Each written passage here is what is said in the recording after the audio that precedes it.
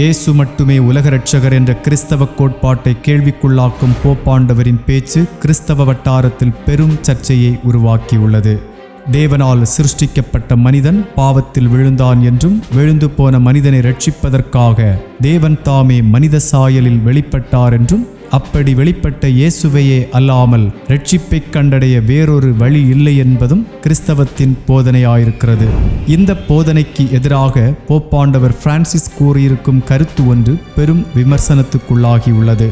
தனது 12 நாள் தெற்காசிய சுற்றுப்பயணத்தின் இறுதி கட்டத்தில் சிங்கப்பூரில் இந்த மாதம் 11ஆம் தேதி முதல் 13ஆம் தேதி வரை 3 நாட்கள் சுற்றுப்பயணம் செய்தார் போப்பாண்டவர் பிரான்சிஸ். இளம் கத்தோலிக்க, சீக்கிய, முஸ்லிம் பிரதிநிதிகள் மாநாட்டில் பேசிய அவர், மதங்கள் என்பவை தெய்வீகத்தை வெளிப்படுத்தும் வெவ்வேறு மொழிகள் போன்றவை என்று கூறினார். எல்லாருக்கும் கடவுள் ஒருவரே, நாம் அனைவரும் கடவுளின் குழந்தைகள், உலகில் உள்ள அனைத்து மதங்களும் கடவுளை சென்றடையும் வெவ்வேறு பாதைகள் என்று பேசினார். சர்வமத இளைஞர் கூட்டத்தில் போப்பாண்டவர் பிரான்சிஸின் இந்த பேச்சில் அவர் மீது மத பன்மைத்துவம் இருப்பதாக குற்றம் சாட்டப்பட்டுள்ளது.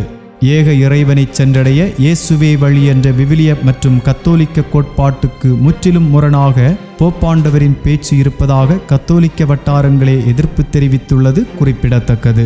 டைலர் மற்றும் டெக்சாஸ் மாகாணங்களில் பிஷப்பாக இருந்து போப்பாண்டவருடன் ஏற்பட்ட சில கருத்து வேறுபாடுகளால் கடந்த ஆண்டு பதவி நீக்கம் செய்யப்பட்ட அமெரிக்க பிஷப் ஜோசப் ஸ்ட்ரிக்லாண்ட் சக கத்தோலிக்கர்களிடம் இயேசுதான் ஒரே வழி என்று போப்பாண்டவர் பிரான்சிஸ் அறிக்கையிட வேண்டி பிரார்த்திக்குமாறு வலியுறுத்தினார்.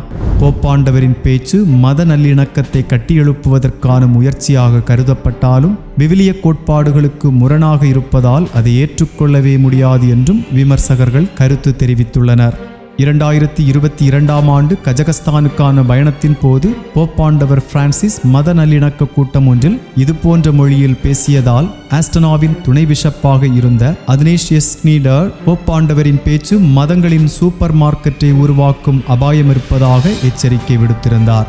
போப்பாண்டவர் பிரான்சிஸின் இந்த சர்ச்சைக்குரிய பேச்சு பற்றி உங்கள் கருத்துக்களும் வரவேற்கப்படுகின்றன. தொடர்ந்து எங்களுடன் இணைந்திருங்கள். God bless you all.